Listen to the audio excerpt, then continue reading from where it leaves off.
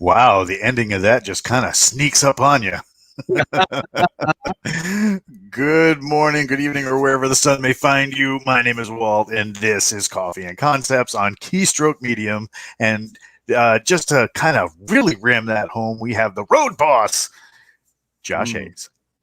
That is true. Right on. What kind of coffee? What kind of coffee are you drinking today?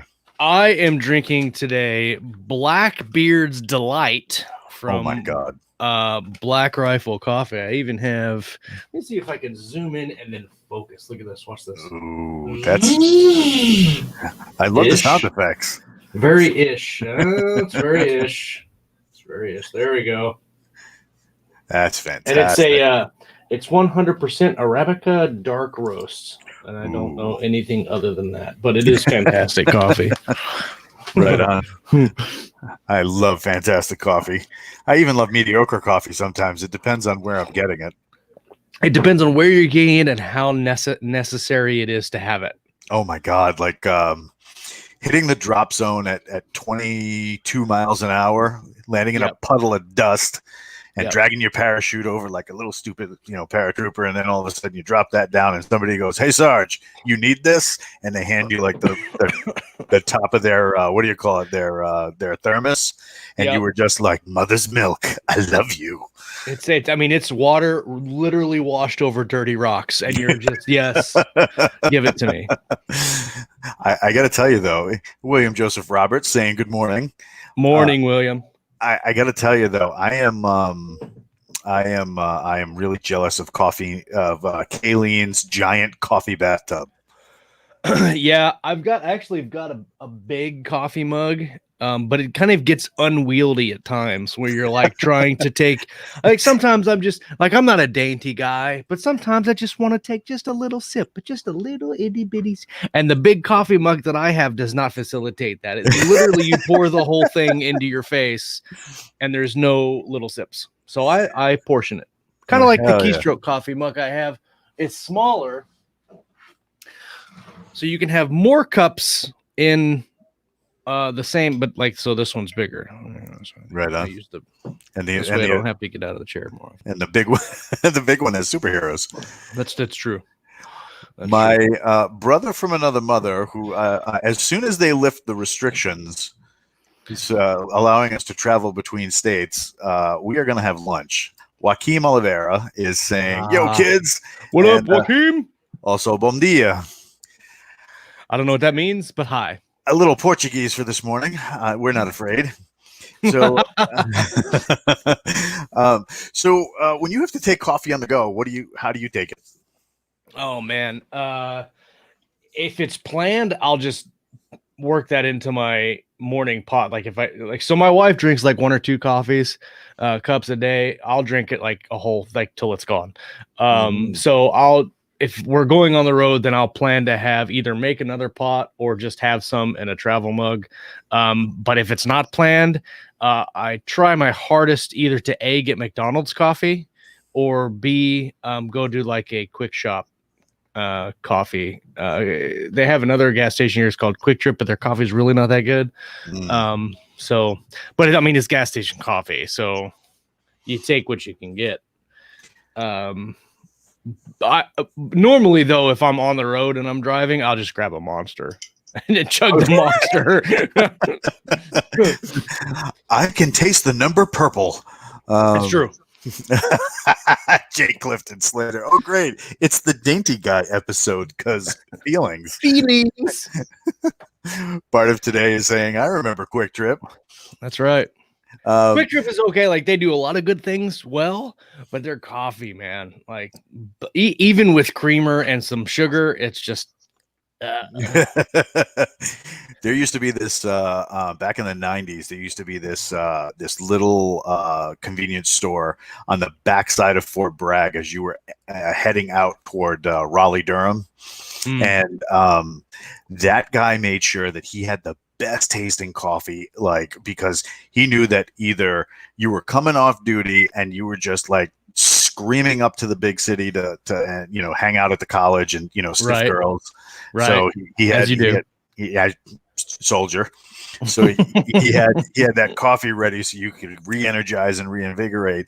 And then on the way back from Raleigh back to Fayetteville onto Fort Bragg, they would have that coffee again, because they knew that soldiers were bleary-eyed, mostly drunk, and they needed something so that when the MPs caught them, they didn't smell like alcohol. Yeah. So that coffee was fantastic. Hey, any coffee that can drown the smell of alcohol off your lips is a really good coffee. And you'd see the MPs hanging out. Yeah, They'd be in the park, also drinking the same coffee. Just we know. Come on. Yeah.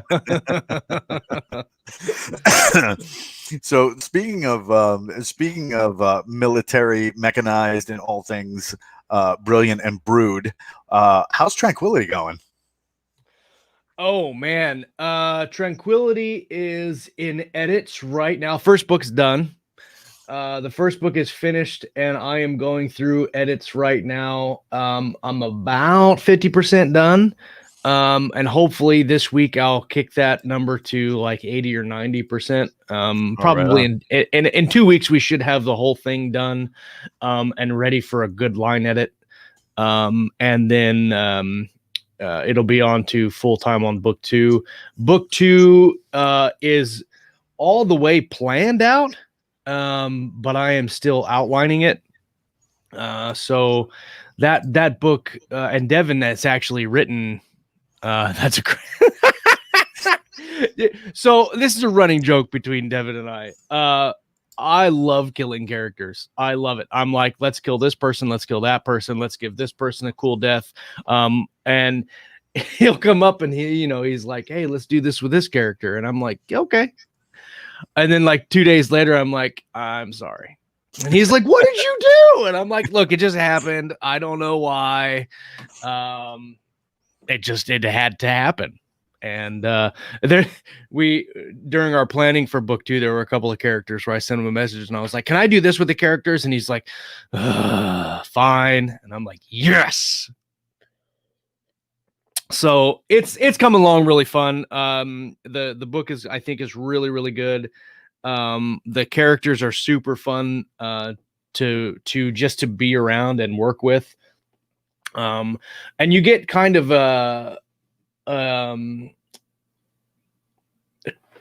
two really different types of characters at the same time.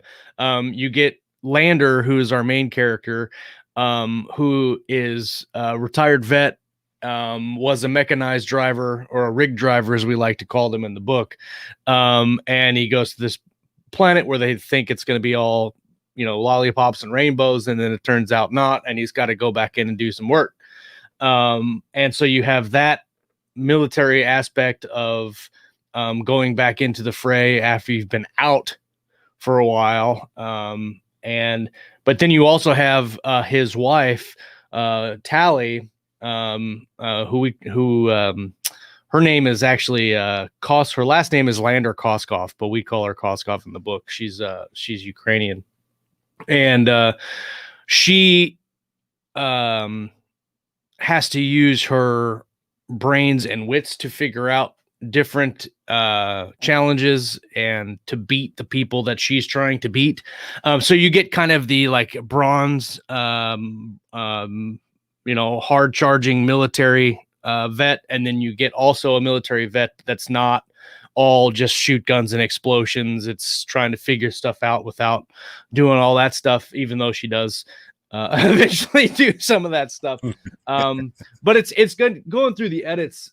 There's some chapters that I haven't read in a couple of months, and it's fun to go back and look at those chapters and remember what we were doing with them. But a couple of them took a little bit long to go through, because when we wrote them the story hadn't been fully visualized, and we changed some things when we got to the end.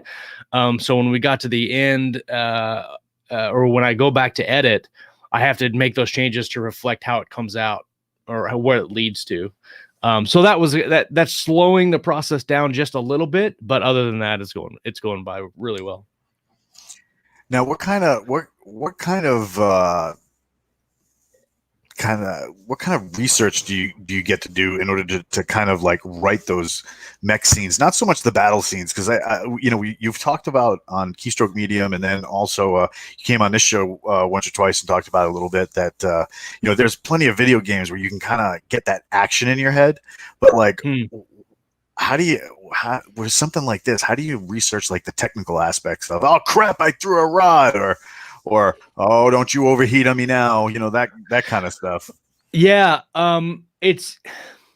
So it was really just coming up with how the rigs actually operated, like what their response functions were to human interaction. Like, for instance, when you drive a tank, there's multiple people that are in that tank. You've got the driver, you've got the commander, you've got the gunner, and in our situation, you have one person. So that one person has to be able to do all of that, and still drive this 20-ton rig. And it's a lot to do.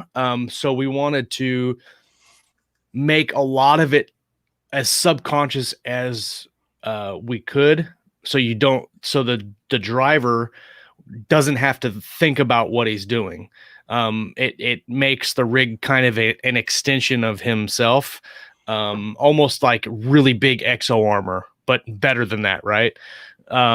So we had to think about ways to plug the driver in, so that we could use neural functions to control the rig rather than just movements. So like if you're driving a tank, you've got the steering wheel, you've got the pedals, all that. I've never driven a tank, but I've been in tanks and I've seen them, and they're like driving cars. You've got to do all this stuff, in cars. You've got to do signals and turn the radio dials and all that stuff. You've got to be able to do multiple things while you're driving. But that's all you have to do is drive. You don't have to do the gunning and all that other stuff. So basically what we did is we wanted to have a system where all of that, most of the driving aspect of the rig was all subconscious. And it was also easy for them to get in and out. We thought about doing like needles into the arm, or neck or spine or whatever. But as we went into some of the stuff that we wanted to do, we want them to be able to open up the cockpit and jump out. And we don't want them to think about anything else. Kind of like if you hit the eject on a flight seat in a plane, you don't have to think about anything else. You don't have to disconnect anything. You don't have to pop the canopy first. All you got to do is pull one lever and everything happens for you. And so we wanted that aspect of simplicity to happen with the rigs. So a lot of what we came up with were magnetic neural connections that the drivers are implanted with these neural connective implants in the base of their spine. And that connects with the rig's neural connectors. And basically what happens then is, from the waist down, the entire body is paralyzed, and what the brain would send to the feet is now sending to the rig's feet. So they don't have to think about it. If they think about walking over there, the rig's going to walk over there. They don't have to, drive it or anything else. And kind of the same thing with the arms, where they've got these control bracers they slide their hands into, and they can move the arms around, but they can also tap controls and stuff like that. So when thinking about that and thinking about what could go wrong, like the neural connectors could go wrong, the gears and the hydraulic pistons and all that stuff can go wrong. They're run on like tiny tactical nuke power cores. So that is both an issue, but it also becomes kind of a a plot point in book 2. Probably shouldn't say any more about that. Yeah. But Boom! it wasn't a hard process to figure out how we wanted to set them up and how we wanted them to fail if they did. It was just how do we want them to operate, and then kind of breaking it down the chain of what do we want them to do and how do we want them to do it, and then how do we do that. So like a lot of the movement we based off of the game Titanfall, because we wanted really agile mechs. I didn't want to do like a BattleTech mech where they're very slow and clunky. We didn't want to do like an ATST or an ATAT from Star Wars, where it's just kind of silly and, yeah. So we really kind of wanted to make them as useful as possible. And in the world war that actually happens before the story starts, we wanted to be able to put them into situations where they're small squad tactics, but big battlefield outcomes. Where we, instead of sending in like 300 tanks, you could send in 10 rigs and 10 guys and just completely level battlefields and dominate.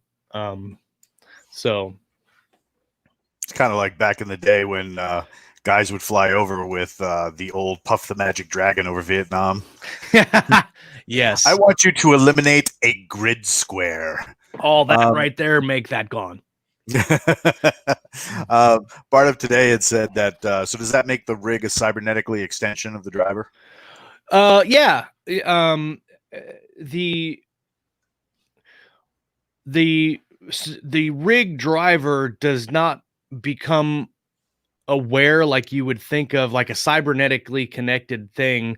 In my mind, I think of them becoming aware of like the electronic systems and the computer systems and all that. That doesn't actually happen. It's just that the way that the implants work, instead of the brain signals going to the legs, they just go to the rig's legs. It's like a diversion of those signals.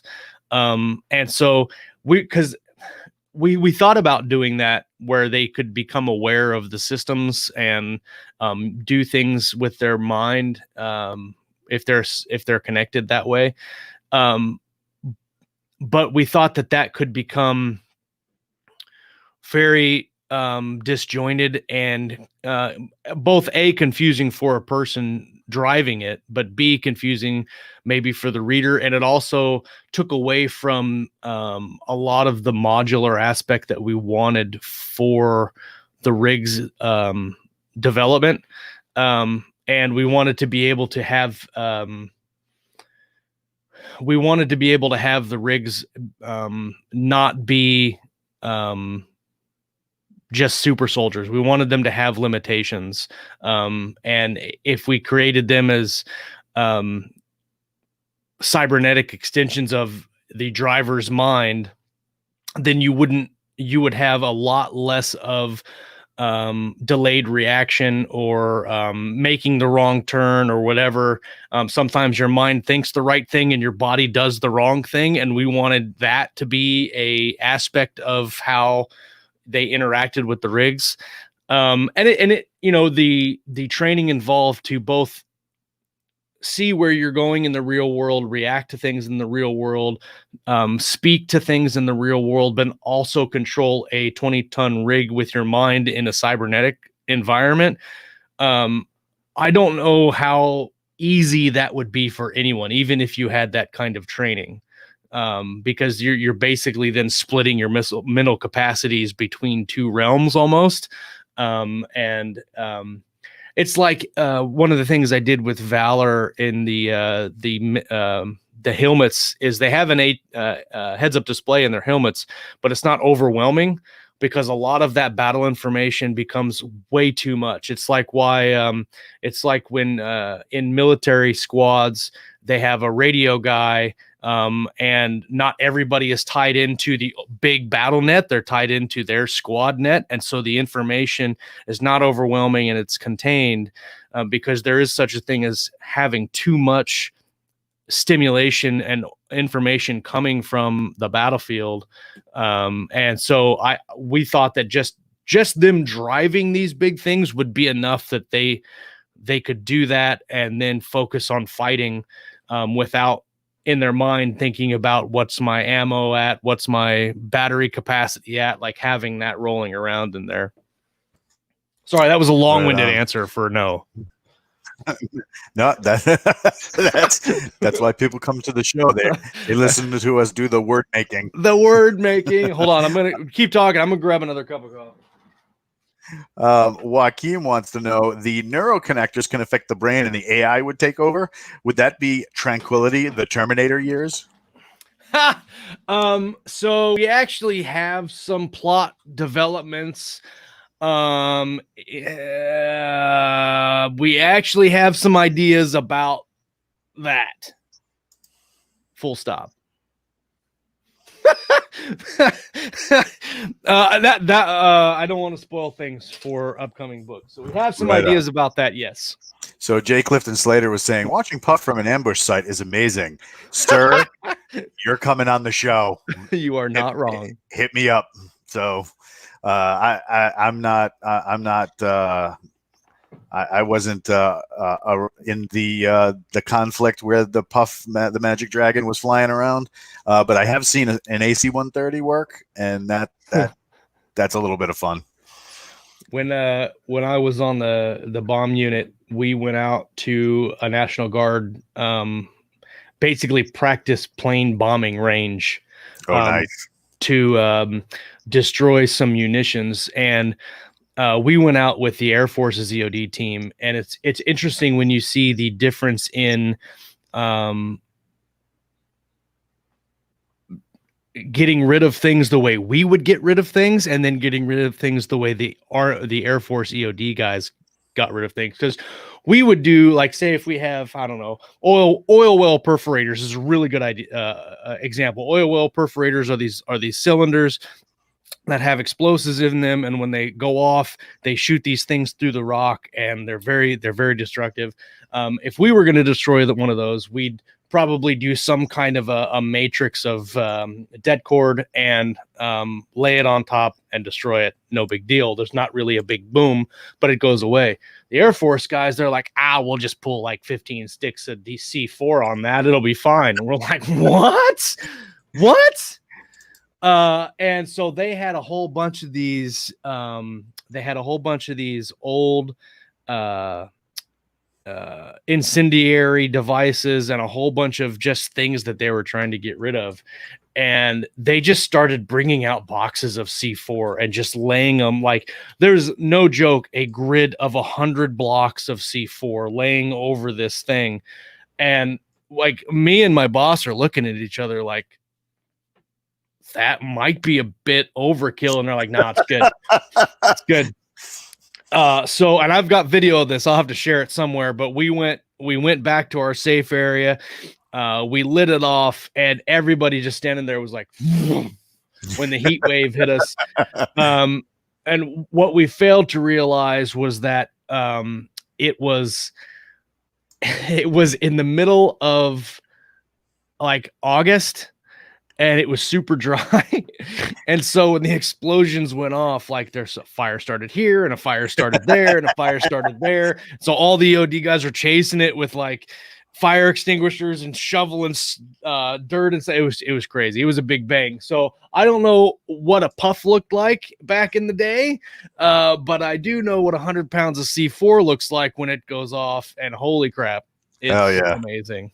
Well, I could only imagine what the Air Force guys were thinking when they were like, all right, so we have 2 miniguns, one in the front, one in the back, one on each side. How can we make this, I don't know, bigger?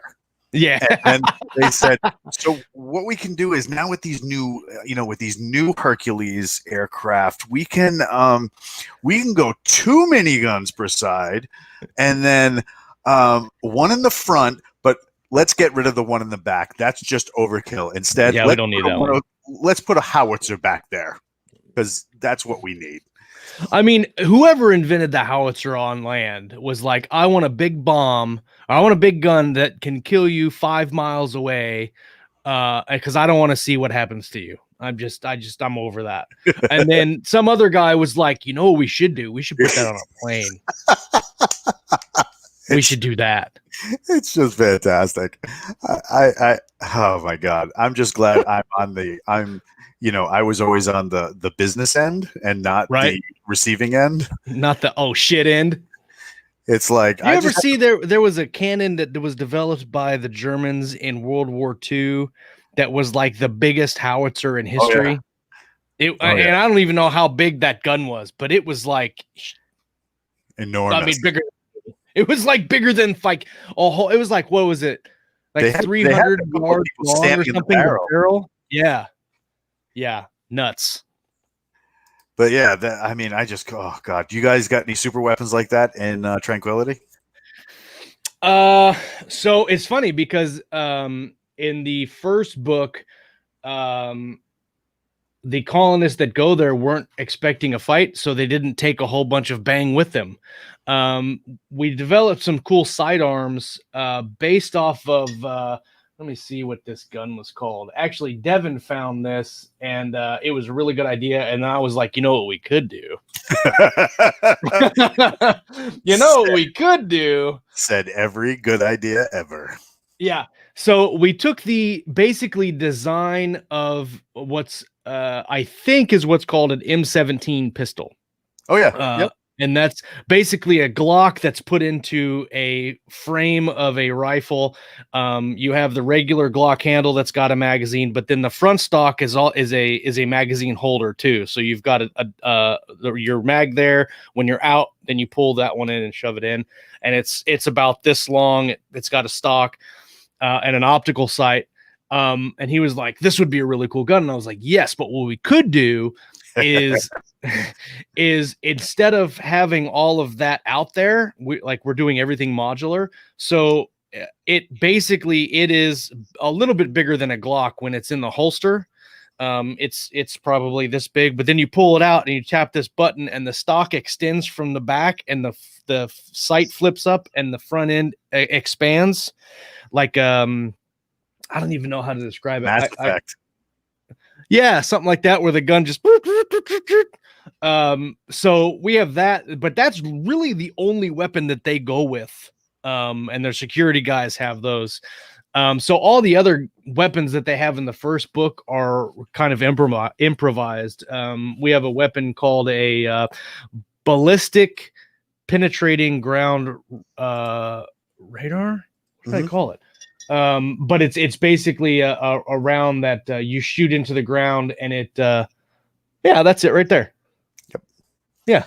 Yeah. Rick had asked if this was the micro Roni, and I think this is the weapon you were talking about, right? Yeah, that's it. Yeah, the flux carbine. Yeah, and all of that would the rail, and then the barrel extension and the other mag, all that stuff would fold out from the gun, kind of like how the stock is going. But it would do it all automatic. Everything would happen at the same time. So I can't remember what I've got all of the stuff pulled up here because as I'm going through, I'm writing down the stuff that we didn't write down the first time. Let's see. I'm not sure where I wrote it down at, but basically it's this ground penetrating radar. You shoot this round into the ground and it finds the metal and ore that you're looking for. But they're the 30 millimeter type size rounds. And this device is loaded with a 20 round cylinder. And it mounts onto the rig's hand. Like I said, everything is modular. So you put your hand into it, it clamps down, you pick it up, and the barrel's basically right here on your forearm. And it's like if you've ever shot like a Mark 19 or an M203 where you've got poof, poof, like it's got that slow firing. So that is like one of the only legit firearms that they have. But let me tell you, when a 30 millimeter round like that hits a dude wearing nothing but like a jean jacket, and it does a little bit of damage. And and then a couple of them they've taken some ballistic shielding that we call Sigma armor.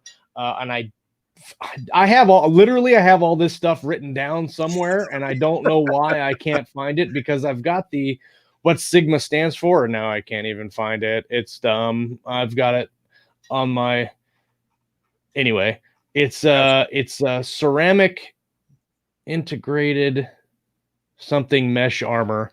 But it's like ceramic and titanium and tungsten threads all wound together, super resistant armor. Anyway, so they've got that, and then they've got some shields. One guy even has he made a makeshift sword, so he's swinging that around. And it won't be till the later books, in book 2 and 3, where they get the really the big FU howitzers on their arm, where they're just oh my god!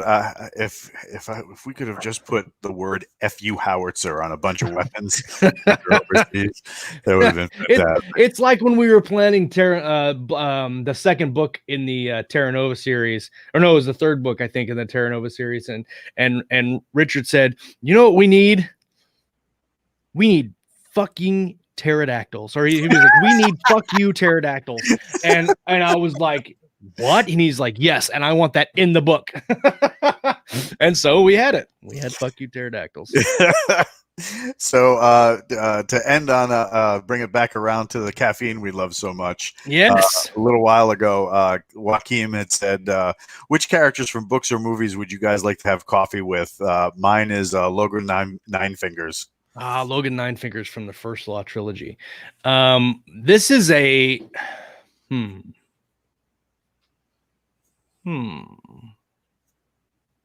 Who would I like to have coffee with? I'll tell you who I wouldn't like to have. It's like a I would, but at the same time probably not, would be Glocta from the First Law trilogy, because that dude's crazy. Who would I like to have coffee with?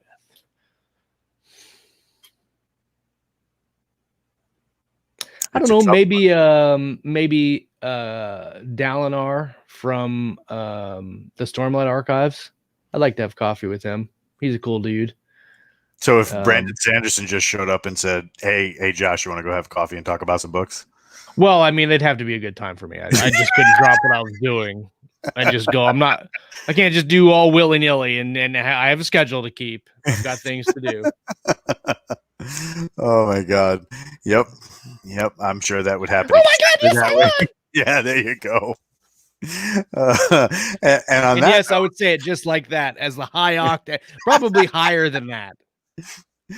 Don't forget to check out Josh, Scott, and Chuck Monday on Live, where they have roundtable discussions and interesting guests to form the basis of our platform here on Keystroke Medium. Of course, 7:30 Eastern Time, Coffee and Concepts, and then Thursday night, Kayleen and Lauren doing the writer's journey, where authors can kind of get a glimpse behind the curtain, because if you're writing behind a curtain, people probably think you're weird, so you need to come away from that a little bit, embrace some keystroke love. You just peek out and you're like, yeah, hello.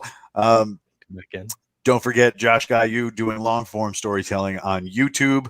The Keystroke Coffee process is in the process. It's coming. It's coming.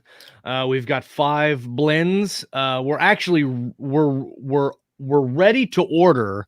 We just don't have the labels done yet. So once the labels are done, then we'll be able to order.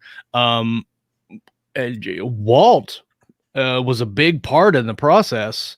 He got to name one of the coffees. He got to pick some of the coffees. He helped in the curation process. So we were figuring out which coffee blends we wanted to include in our lineup.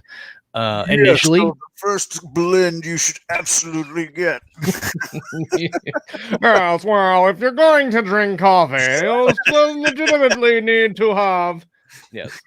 And, it did not go like that. There was lots of like racking of slides and people shooting out into the backyard and yes, and FU howitzers and yeet cannons. we need an FU coffee. Yeah, and we tried to do all the blends so they're like writing related, except for one, but it was a custom blend. So we have writer's block, we have keystroke medium, which is the medium blend. We have light on story, which was Walt's coffee. We have roast of doom, and then we have word fuel, and then Alaskan King, which is our custom coffee for Steve. So those are our 6 blends rather, that should be available in the next week or so. Once the labels are done and we have them ready to ship, we can begin selling the coffee. So look for that on our website, and we'll have obviously a big announcement about it. Right on. You said you had all the labels designed? They're being designed right now. What I just got to know, what is the Coffee of Doom label going to look like? I don't know.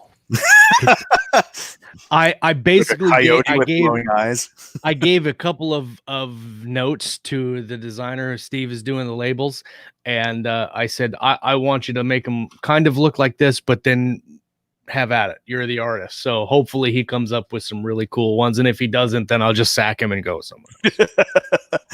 And just remember, I'll draw some stick figures on the coffee and sell it. There you go. When you rotate the blends and go for another rotation, Rick Partlow had made the statement earlier about the yeet cannons and FU howitzers. So yeet cannon is probably a good yeet. That's something with high caffeine. That's right. That's right. That's right. Yes, I can taste the number purple. And you're like smashing your keyboard and breaking keys. Like, don't bother me. I'm yeeting words. Hey, thanks for coming out this morning. I really appreciate it. Hell yeah, man. Thanks for having me on. Yeah, it was because normally it's just me and the studio audience, and they're not as interactive. Like I watch next time I'm gonna get like 15 people going, oh, you wanted interactive. Oh yeah, here it comes, buddy. We're caffeinated and motivated. But like so sometimes even though you got people typing away and stuff like that, you feel like you're kind of talking to yourself when you're doing the thing. But luckily though, people chime in and the platform we use for this allows us to interact a little bit, so that's very, very cool. Thank you to everybody coming out this morning, and don't forget, if you're new and this is the first time you're catching the show or catching anything on Keystroke Medium, hit that like and subscribe button, smash the bell, so that way we can bring you even more content. We just reached 1,000 subscribers not too long ago, and we are so excited to bring you the latest and greatest, the next steps, and even better things for reading, writing, and a little bit more on Keystroke Medium. Final words before I smash the button? Yeet the subscribe button. I can't follow that.